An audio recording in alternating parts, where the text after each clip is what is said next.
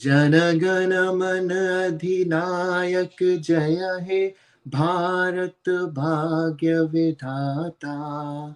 पंजाब सिंध गुजरात मराठा। तरह की चीजें थी उसको निकाल दिया गया है आईएमएफ के कहने पर। अब पैसे मिलेंगे या नहीं मिलेंगे, आई डोंट नो दैट।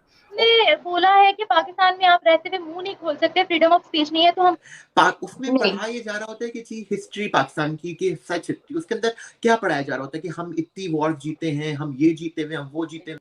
हमारे भारत के प्रधानमंत्री जहां भी कदम रखते हैं वहां पर धूम मचा देते हैं, और मोदी मोदी मोदी मोदी का एक छोटे से बच्चे से लेकर के बुजुर्ग तक के जुबान पर जो मोदी मोदी का इस पे मोहम्मद बिन सलमान से इससे उससे भीख मांगते रहे, किसी ने घास नहीं डाली, घूम फिर के आ गए, घूमने फिरने गए थे, घूम फिर के आ गए। के बाद तरह तरह के उन पर जुल्म किए गए, कोड़े मारे गए, उनको फांसियां दी गई, लेकिन वो पार्टी खत्म नहीं हो रही थी। इतनी जुबानें, इतने कल्चर, इतने रहन, अपना कपड़े पहनने के अंदाज और खाने पीने में फर्क, हर जगह कुछ नई चीज मुझे खाने को मिली है।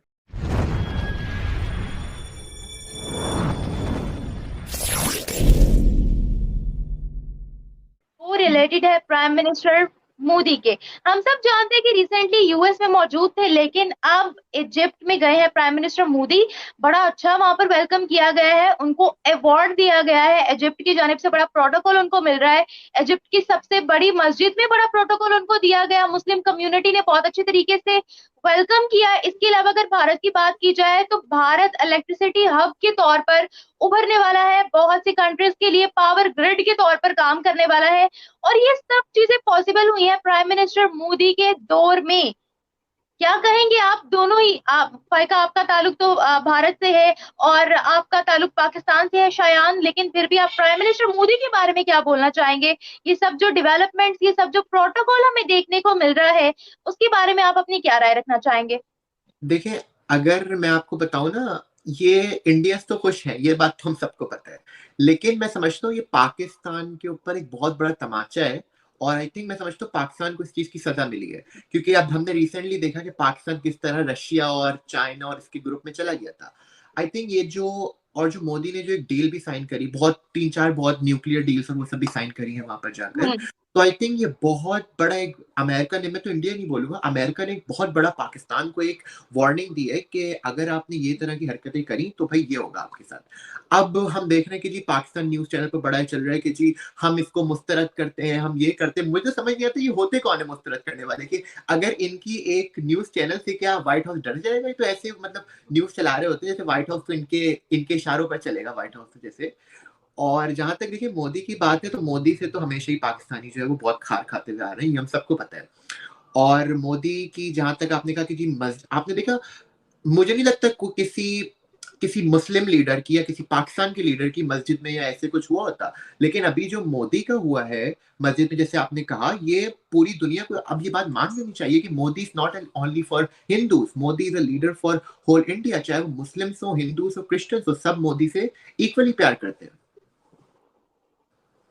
एग्जैक्टली बिल्कुल ऐसे। तो अभी मतलब आपको तो पता ही है कि मैं एज एन इंडियन बार बार ये दोहराती हूँ। अब आपको शायद आज एक पाकिस्तानी से भी जो एक पाकिस्तान में पला बड़ा है, फिर भी जो है आपने देखा होगा किस तरह की विचारधारा रखते हैं इंडिया के बारे में। तो मैं एज एन इंडियन ये बोलूंगी कि जिस प्रकार से ये डेवलपमेंट्स हो रही है इंडिया में, मतलब मैं तो प्राउड ही फील करती हूँ। लेकिन शायान, मैं आपसे एक सवाल पूछना चाहूंगी यहाँ पे, चूंकि आप पाकिस्तान से हो और इंडिया को इतना सराहते हो, इंडिया का फैन हो, आपके बहुत ज्यादा ट्वीट्स देखे हैं मैंने ट्विटर पे, मतलब इंडिया को आप बहुत ज्यादा सराहते हो। क्या वजह है, क्या वजूहत है, क्या रीजंस है कि आप पाकिस्तान को सपोर्ट नहीं करते हो? बीइंग अ पाकिस्तानी आप इंडिया को सपोर्ट करते हो, आप बार बार दोहराते हो कि पाकिस्तान ऐसा करता है, पाकिस्तान वैसा करता है, पाकिस्तान मुदाखलत करता है, जबकि मैंने कई ऐसे पाकिस्तानी देखे जो इंडिया को सराहते हैं। चाहे अमजद अयूब मिर्जा की बात करें, वो पीओके से थे, लेकिन तब भी वो अपने आप को हिंदुस्तानी कहते हैं। और सेम आपके बारे में, आप भी इस टाइम पे सोशल मीडिया पे एक उभरते हुए सितारे हो, तो आपसे भी मुझे यही जानने को मिला है कि आखिर पाकिस्तान से इतनी नफरत क्यों? पाकिस्तान में रहकर भी आप पाकिस्तान से इतनी नफरत क्यों करते हो? इंडिया से इतना प्यार, मतलब इंडिया के इतने, मतलब मोदी के बारे में, प्रधानमंत्री के बारे में इतनी अच्छी विचारधारा, ये कैसे? देखिए आपने कहा नफरत की, मैं नफरत को ही खत्म करना चाह रहा हूँ। जो पाकिस्तान में एक वो है ना एंटी मोदी, हालांकि भाई मोदी ने करा क्या है तुम्हारे साथ, जो इतना मोदी के हर वक्त मोदी के अगेंस्ट चल रहे हो तुम लोग, मोदी ने करा क्या है ऐसा। और दूसरा आपने कहा पाकिस्तान का, देखिए मैं आपको बताऊं, मैं पाकिस्तान को मैंने पहले भी कहा था मैं कंट्री नहीं समझता हूँ। पाकिस्तान कंट्री वो होता है जिसका कोई कल्चर होता है, पाकिस्तान का कोई कल्चर नहीं है। पाकिस्तान ने सारा कल्चर, मैंने बहुत बड़ी इस पर वीडियो भी बनाई थी पहले, कि पाकिस्तान ने जो भी कल्चर उठाया वो इंडिया से उठाया। अब मैं भाई इतनी सी बात करता हूँ कि भाई अगर आपको इंडिया में वापस मर्ज नहीं होना तो आप नफरत तो नहीं करो एटलीस्ट उनसे। उन्होंने आपको अपना पूरा कल्चर दिया, हर चीज दिया आपको, तो इसका मतलब ये नहीं कि आप उसे नफरत करना शुरू कर दो। और फिर बोलते हैं इंडिया मुसलमानों पे ये कर रहे हैं। भाई तुमसे ज्यादा मुसलमान इंडिया में रहते हैं, अगर कुछ होता तो वो पाकिस्तान आने की दिक्कत करते। तो या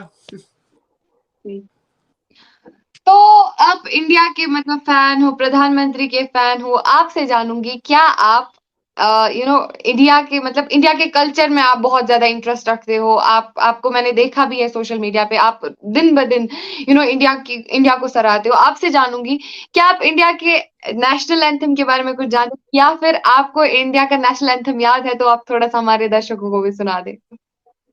मुझे बिल्कुल याद है, लेकिन देखिए मैंने बहुत बार, अच्छा नेशनल एंथम हो गया, हनुमान चालीसा हो गया, ये सब मुझे बिल्कुल। देखिए आपने कहा कि मैं इंडिया को सराहता हूँ या इंडिया का फैन हूँ, मुझे हर कोई बोलता है कि मैं पीएम मोदी का भक्त हूँ या पीएम मोदी का कोई वो। देखिए इसमें भक्त की कोई बात नहीं होती। अगर आप देख रहे हो कि भाई कोई ऐसा ही हरकतें कर रहा है, उस पर एक फजूल का इल्जाम लग रहा है और आप देख रहे हो कि वो चीज झूठ है, आप हो गई कश्मीर से और इतने सारे मेरे दोस्त हैं, साजिद यूसुफ हो गए, आकिब मीर हो गए, बहुत सारे मेरे ऐसे दोस्त हैं जो एक्टिविस्ट हैं, और वो मतलब पूरी वीडियोस बनाते हैं, सब सोशल मीडिया पर होती हैं वो वीडियोस।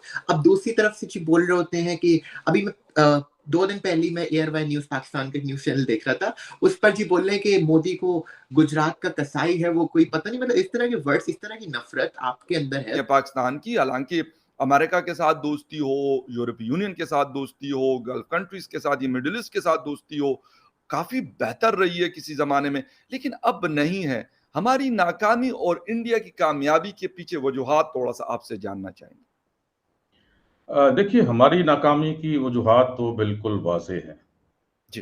ये सन 1981 में जब पाकिस्तान पे एक फौजी डिक्टेटर की हुकूमत थी जिनका नाम था जनरल ज़ियाउल हक जी, उन्होंने पाकिस्तान के बहुत पॉपुलर लीडर थे जुल्फ़िकार अली भुट्टो साहब, उनसे जो है हुकूमत छीनी, मार्शल लॉ लगाया, फिर उनको जो है कत्ल कर दिया, अदालत के जरिए कत्ल करवाया गया उनका जी। तो उसके बाद से उन्होंने ये देखा कि अच्छा पीपल्स पार्टी जो है वो भुट्टो साहब की जमात थी और वो पूरे पाकिस्तान में बहुत ज्यादा मकबूल थे।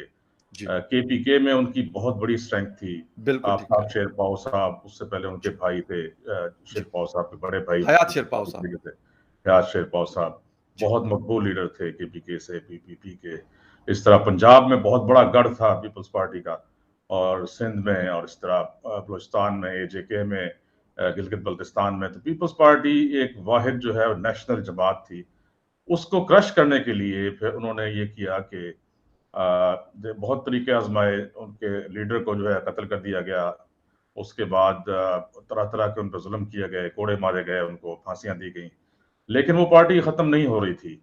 और क्योंकि उसकी जड़ें अवाम में थी, तो वो फिर उन्होंने ये किया कि जनरल जिलानी एक होता था, उसके ज़रिए उन्होंने वहाँ पे लाहौर में ढूंढना शुरू किया कि हमें कोई बिजनेस, ऐसा बिजनेस मैन दो जो कि हम खड़ा कर सकें, उसको बना सकें लीडर, और वो जो है पीपल्स पार्टी के जोर को तोड़ सके। तो 1981 में वो फिर नवाज शरीफ साहब को लेकर आए और इनको जो है पहला पंजाब का फाइनेंस मिनिस्टर लगाया।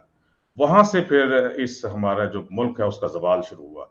और फिर जब बिजनेसमैन के अपने हाथ में जो है एक मुल्क की बागडोर दे दी और फिर उनको पूरी तरीके से सपोर्ट किया, उनके बाद जनरल ज़िया तो 1988 में वो तो जो है इस दुनिया से चले गए थे। उसके बाद भी आने वाली जो हुकूमतें थी उन्होंने उन्हीं को सपोर्ट किया तरीके से, जो फौजी हुकूमतें थी उनको सपोर्ट करते चले गए 1999 तक। और फिर 99 में बिलाखिर जो है परवेज मुशर्रफ साहब आए, तो उन्होंने फिर इनको थोड़ा सा जो है वो सीधा करने की कोशिश की। लेकिन इस अरसे में इन्होंने बिल्कुल जो है ऐसी बुनियाद रख दी जिसमें कि पीपल्स पार्टी चली गई जरदारी साहब के हाथ में, और इनके पास मुस्लिम लीग नून की बागडोर आ गई। इन्होंने मिलकर एक वायदा किया जिसे मिसाक जमहूरियत का नाम दिया, और इन्होंने फैसला किया कि हम बारी बारी जो है इस मुल्क पर हुकूमत करेंगे। और दोनों का एम जो था वो सिर्फ पैसा कमाना था, जिस तरीके से भी हो, और मुल्क की तरक्की, अवाम की तरक्की जो है वो उस बिल्कुल कहीं पर दरमियान में नहीं आती थी। और इसके लिए इनमें बाहमी इत्तेहाद था कि आखिर में तो यहाँ तक हुआ कि इन्होंने सूबे बांट लिए कि तुम जो है वो सिंध में हुकूमत करो, हम जो है पंजाब में हुकूमत करते हैं, और वफाक जो है वो बारी बारी लेंगे। तो जमहूरियत का नाम इस्तेमाल किया गया, एक्चुअली जमहूरियत नहीं थी, बल्कि बड़े जिम्मेदार जो कि अरबों रुपए कमाते हैं उनके ऊपर कोई टैक्स नहीं है किसी किस्म का, और जो बड़े जो है जागीरदार, बड़े जमींदार, बड़े कारखानेदार बाद में शामिल हो गए, और बड़े बिजनेसमैन, इनके हाथ में पाकिस्तान की हुकूमत चली गई। और इन लोगों ने जो है लूट मार का बाजार गर्म कर दिया, और आम आदमी को जो है बिल्कुल फकीर कर दिया, गरीब कर दिया। तो ये पाकिस्तान के सियासतदान है, इस वजह से इनकी फॉरेन पॉलिसी भी खत्म हुई, इसकी वजह से इनकी इकोनॉमी भी खत्म हुई, इसकी वजह से इनकी दुनिया में इज्जत भी खत्म हुई, क्योंकि इनका ईमान, इनका जो है एम सिर्फ पैसा है, पैसा कमाना है। वो कमाकर पाकिस्तान में भी कारखाने लगाना है हर किस्म के। पहले तो ये सिर्फ सरिये सीमेंट वगैरह में होते थे जो कि इंसान कभी कभी इस्तेमाल करता है, जिसने मकान बनाना हो जिंदगी में एक दफा वो सरिया सीमेंट इस्तेमाल करता है। अब तो तमाम खाने पीने की चीजों के कारखाने इनके हैं, तमाम बिजनेसेस खाने पीने की इनकी हैं। दूध के जो